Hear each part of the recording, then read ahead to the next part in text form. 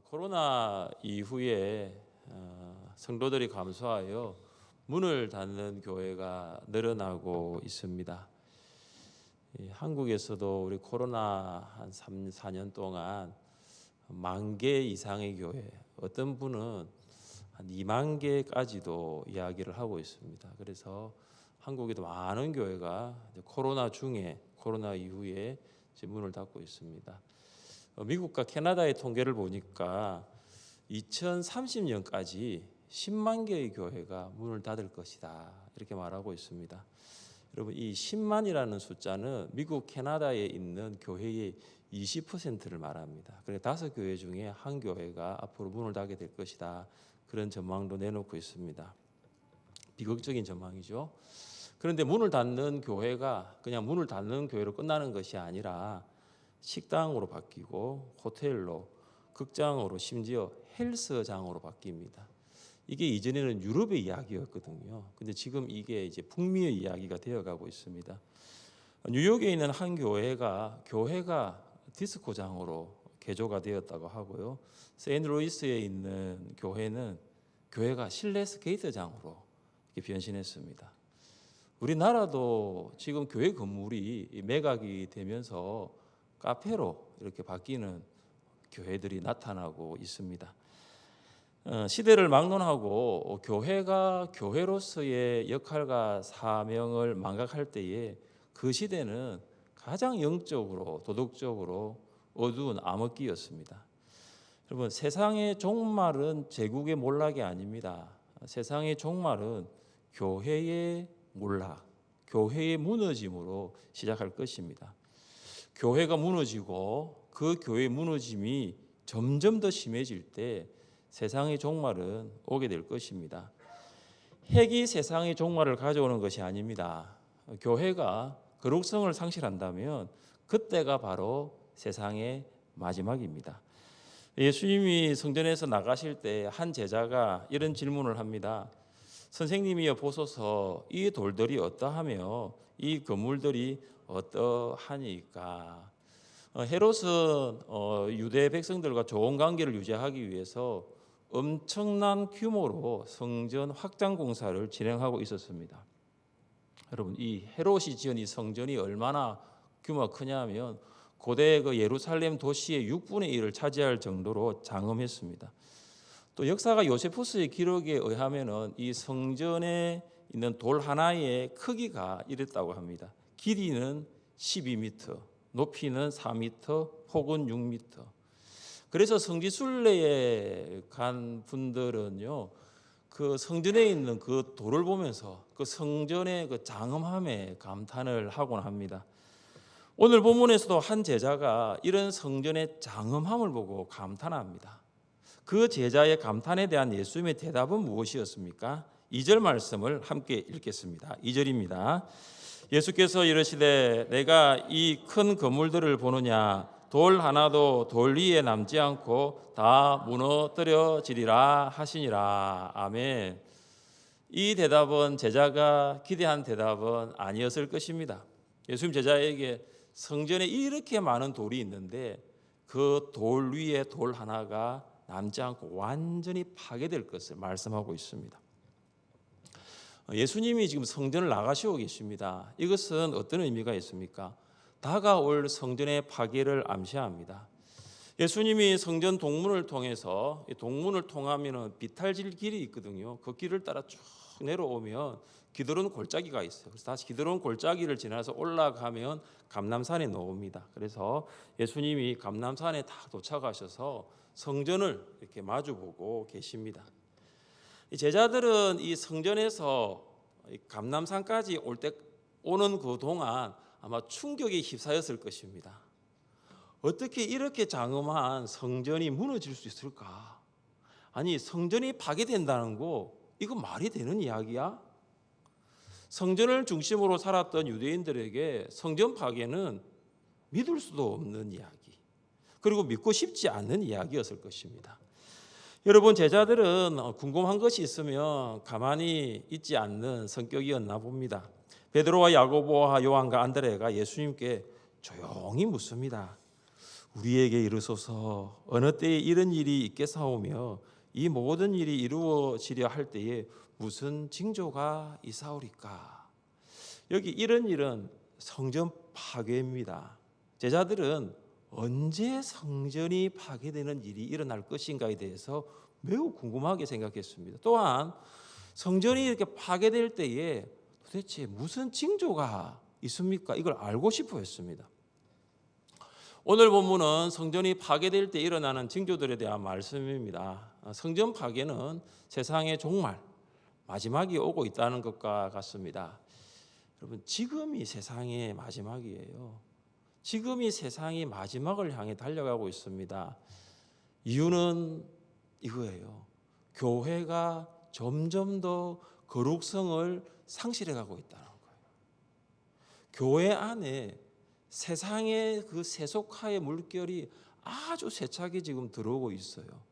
그래서 지금이 세상의 마지막을 향해 가고 있는 거예요. 그렇다면 이런 세상의 마지막 때에 우리는 어떻게 살아야 할까요? 첫째, 미혹을 받지 않도록 주의하십시오. 우리 함께 5절과 6절 말씀을 읽어보겠습니다. 5절과 6절입니다. 예수께서 이르시되 너희가 사람의 미혹을 받지 않도록 주의하라. 많은 사람이 내 이름으로 와서 이르되 내가 그라하여 많은 사람을 미혹하리라. 아멘. 예수님 제자들에게 이렇게 경고하십니다. 사람의 미혹을 받지 않도록 주의하라. 여러분, 미혹이라는 말을 한글 사전에 찾아보면 이런 의미가 있더라고요. 무엇에 홀려 정신을 차리지 못하고 정신이 헷갈리어 갈팡질팡 헤매게 되는 것. 원어를 보니까 이 미혹의 의미는요, 거짓을 가지고 속이는 자의 행위를 미혹이라고 부릅니다. 그러니까 이 미혹이라는 이 단어 안에 들어있는 가장 첫 의미가 뭐냐면 속임이에요. 속임. 미혹의 시작이 뭐냐?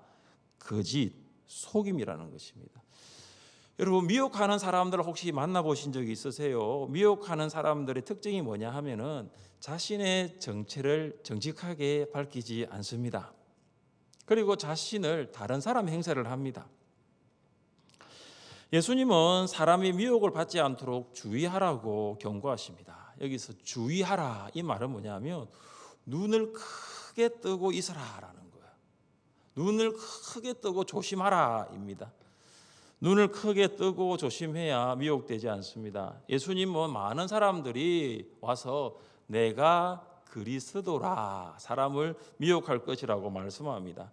제자 마태는 여기 많은 사람들을 이렇게 설명하고 있습니다. 우리 같이 한번 읽어보겠습니다. 그때에 사람이 너희에게 말하되 보라, 그리스도가 여기 있다 혹은 저기 있다 하여도 믿지 말라. 거짓 그리스도들과 거짓 선지자들이 일어나 큰 표적과 기사를 보여 할 수만 있으면 택하신 자들도 미혹하리라. 아멘. 여러분, 여기 많은 사람이 바로 이 마태복음에는 거짓 그리스도, 거짓 선지자라고 말하고 있습니다. 예수님은 제자들에게 너희가 주의하라라고 말하고 있습니다. 사람들의 미혹에 주의하라, 눈을 크게 뜨고 조심하라, 이렇게 말하고 있습니다. 왜 그럴까요? 거짓 그리스도들과 거짓 선지자들이 미혹하는 방법이 있습니다. 그건 뭐냐면 보여주는 거예요. 뭘 보여줍니까? 큰 표적과 큰 기사를 보여줌으로써 사람들을 미혹합니다. 그러니까 눈을 크게 떠야 됩니다. 눈을 크게 떠야 미혹되지 않을 수 있습니다. 사탄이 에덴 동산에서 하와를 미혹하기 위해 뱀으로 접근합니다. 사탄은 내가 사탄이다라고 밝히지 않습니다. 뱀으로 위장한 거예요. 이게 바로 미혹이죠. 사탄은 자신의 정체를 숨깁니다. 뱀으로 위장하여서 하와에게 가장 먼저 의심을 불러일으킵니다. 한 번도 하와가 의심한 적이 없는데 의심을 불러일으키는 질문을 사탄이 이렇게 던지죠. 하나님이 참으로 너희에게 동산 모든 나무 열매를 먹지 말라 하시더냐. 하나님은 한 번도 아담과 하와에게 모든 나무 열매를 먹지 말라고 하신 적이 없습니다. 딱 한 나무만 빼놓고요. 그런데 사탄은 뭐라 말합니까? 모든 나무의 열매를 먹지 말라. 이 말을 하는 이유가 뭡니까? 하나님은 선하지 않는 분이야. 하나님은 좋은 분이 아니셔. 하나님은 매우 엄격하신 분이고 하나님은 너희의 자유를 억압하는 분이야. 이렇게 지금 인식하고 시키고 있는 거죠. 하와는 한 번도 의심한 적이 없어요. 하와는 하나님을 선하신 분으로 생각했고 하나님을 좋은 분으로 생각하며 살았습니다. 그런데 평소 하와가 생각했던 하나님과 사탄이 지금 말하고 있는 하나님이 완전히 다릅니다. 자, 그러면요, 이때 하와가 어떻게 되냐 하면은요, 자기가 생각한 하나님은 이런 분인데 지금 사탄은 하나님 이런 분이 아니라고 말하거든요. 그러면 하와가 어떻게 되냐면요, 너 그만 말해, 이렇게 되는 거죠. 너 그만 이야기해. 나 너 이야기 듣고 싶지 않아. 이렇게 말을 해야 되는 거예요. 지금 왜냐하면 사탄이 하는 이야기는 다 부정적인 이야기거든요. 그러니까 너 조용히 해. 나 너 말 듣고 싶지 않아. 하와가 이렇게 해야 되는데 하와가 사탄의 질문에 답을 하고 맙니다. 결국 사탄과 하와의 질문과 대답이 계속 주거니 받거니 하다가 마지막에 사탄이 하와에게 했던 마지막 말이 있습니다. 우리 같이 한번 읽어볼까요? 뱀이 여자에게 이르되 너희가 결코 죽지 아니하리라. 너희가 그것을 먹는 날에는 너희 눈이 밝아져 하나님과 같이 되어 선악을 알 줄 하나님이 아심이. 이것은 명백한 거짓말이죠. 그러니까 어디서부터 출발했냐면 의심에서부터 출발한 거죠. 의심에서부터 출발해서 거짓말로 끝나는 거예요. 선악과를 먹으면 반드시 죽습니다. 그런데 사탄은 죽지 않는다. 결코 죽지 않는다. 거짓말을 한 것입니다. 결국 하와는 사탄의 미혹에 넘어가서 하나님같이 되는 것이 아니고 하나님과 완전히 분리됩니다. 지금도 거짓 그리스도와 거짓 선지자들은 자신들의 정체를 완전히 숨기고 성도들을 미혹하고 있습니다. 3월이 되면 대학생 자녀들이 설레는 마음으로 새학기를 시작할 것입니다. 대학에 가면 많은 동아리들이 부스를 설치하고 입학생과 재학생들에게 동아리를 소개합니다. 여러분, 이때 우리의 자녀들이 이 이단의 미혹을 받지 않도록 조심해야 됩니다. 여러분, 이단들은요 자신의 정체를 숨기거든요. 예수전도단이라는 동아리가 있습니다. 참 건전한 동아리죠. 우리가 예전단, YM 이렇게 부르잖아요. 그런데 이단 단체가 하나 있는데 비슷한 이름입니다. 땅끝 예수전도단. 예수전도단을 알고 가면은요, 예수전도단을 알고 갔는데 보니까 땅끝 예수전도단인 거죠. 비슷하게 보이죠. 이거 이단이에요. 그리고 우리 한국 기독학생회 IVF라고 있습니다. 한국 기독학생회 있는데 이거는 아주 건강한 선교 동아리 단체거든요. 구원파가 만든 단체가 있습니다. IYF. V에다가 밑으로 짝대기를 하나 다 꺼가지고요. IYF. 국제 청소년 연합. 이 구원파예요. 그러니까 철저하게 자신들을 숨기는 거예요. 게다가 신천지는 텔레 마케팅이나 소모임 그 애플리케이션을 통해 접근을 하고 있습니다. 시장에서 버스 정류장에서 이단들이 둘씩 짝을 지어 말을 건넵니다. 심지어 가가호호 방문하여서 이단들은 전단지를 나누어 주죠. 여러분, 우리는 이 거짓 그리스도의 미혹을 받지 않게 어떻게 해야 됩니까? 제가 주의하라 뭐죠? 눈을 크게 뜨라는 거죠. 여러분, 이 눈을 크게 뜨라는 게 아니에요. 어떤 눈을 크게 뜨느냐? 영적인 눈을 크게 뜨라는, 영적인 눈을 크게 떠야 돼요. 여러분, 무엇이 우리의 영적인 눈을 크게 뜨게 만듭니까? 무엇이 우리의 영적인 눈을 뜨게 만듭니까? 뭐죠? 말씀이죠. 말씀.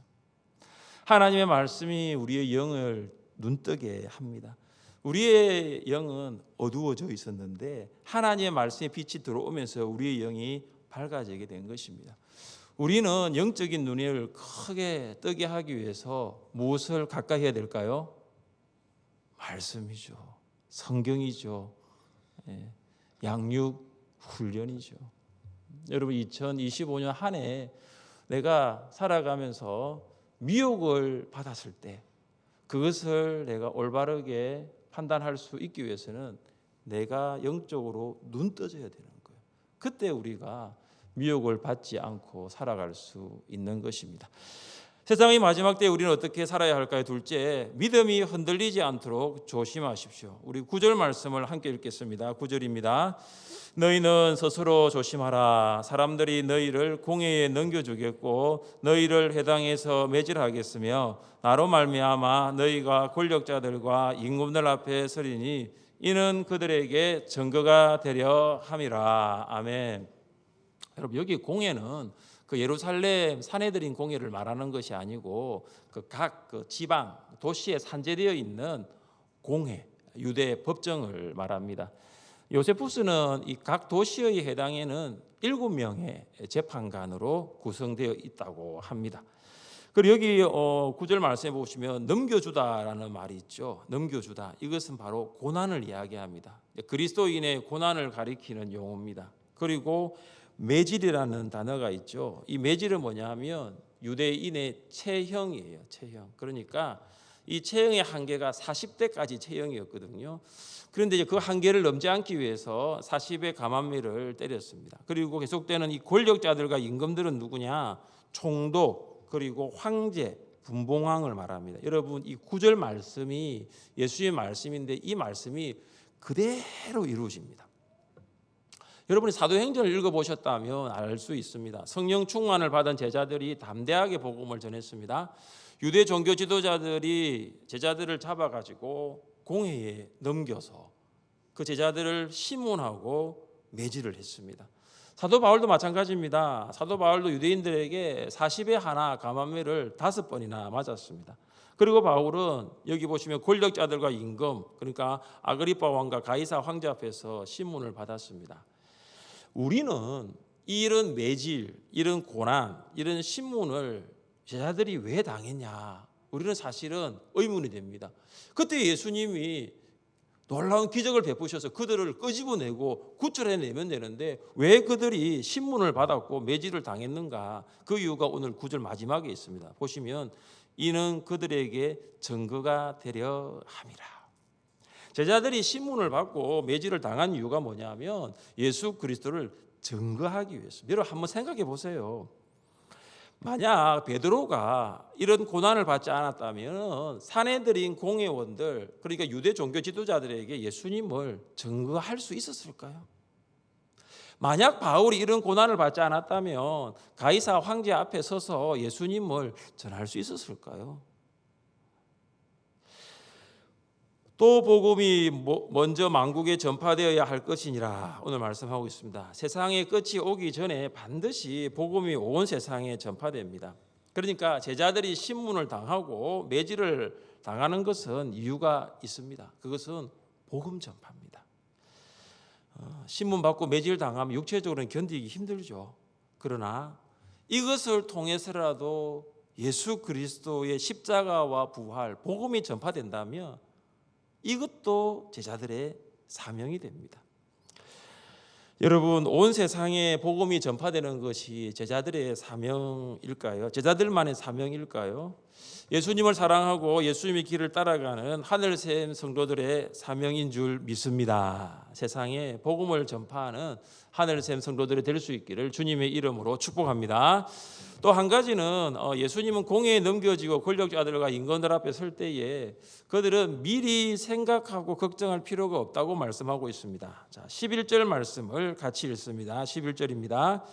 사람들이 너희를 끌어다가 넘겨줄 때에 무슨 말을 할까 미리 염려하지 말고 무엇이든지 그때에 너희에게 주시는 그 말을 하라. 말하는 이는 너희가 아니요 성령이시니라. 아멘. 여러분 사도행전을 쭉 읽어보시면 베드로와 요한이 공회에 끌려가 신문을 받을 때에 그들이 성령을 따라 말을 합니다. 공회원들이 깜짝 놀랍니다. 아니 이 사람들은 배운 사람들도 아니고 정말 평범한 사람들인데 그들이 변호하는 것을 보고 깜짝 놀랍니다. 우리의 믿음을 흔들 수 있는 것은 이런 공회에 끌려가 신문과 매질을 당하는 외부적인 요인도 있습니다. 그러나 더 큰 것은 내부적인 요인이 있어요. 자, 12절 말씀을 같이 읽습니다. 12절입니다. 형제가 형제를, 아버지가 자식을 죽는 데에 내주며 자식들이 부모를 대적하여 죽게 하리라. 아멘. 그러니까 12절 앞에는요, 종교 당국이나 공회, 그리고 황제나 왕, 권력 기관에서 받는 그런 고난을 이야기하고 있다면 12절은 뭐예요? 내부적인 거예요. 형제가 형제를 죽이고 아버지가 자녀를 죽이고 자녀가 부모를 죽인다라고 말씀하고 있습니다. 마지막 때에 우리의 믿음을 흔드는 마지막은 뭐냐? 그것은 가족이에요. 가족. 사탄은 여러분의 가족들, 특별히 불신 가족, 여러분 가정에 예수님 믿지 않는 불신 가족을 이용해서 여러분의 믿음을 흔들 수 있습니다. 이 불신 가족을 보면 주일 성수의 개념이 없습니다. 그러니까 우리는 이 주일 성수라는 것을 최고의 가치, 정말로 신앙생활에서 최고의 중요한 가치로 생각하는데 이 불신 가족은 그걸 잘 모릅니다. 이렇게 말을 하죠. 1년에 주일이 52번이나 있는데 아니 한두 번 좀 빠지면 되지 않냐라는 거죠. 여러분, 그들이 생각하는 주일과 우리가 생각하는 주일이 같을리 만무합니다. 우리에게 그런 유혹이 올 때 우리가 만약에 그래 뭐 한두 번 빠지지 이렇게 생각해서 빠지면요, 여러분의 믿음도 흔들릴 수 있고 결국 그들을 구원하기 어렵다는 거죠.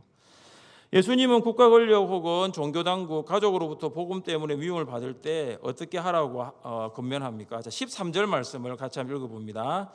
또 너희가 내 이름으로 말미암아 모든 사람에게 미움을 받을 것이나 끝까지 견디는 자는 구원을 받으리라. 아멘. 여기서 가장 중요한 것이 뭐냐면 끝까지 견디는 자라는 거죠.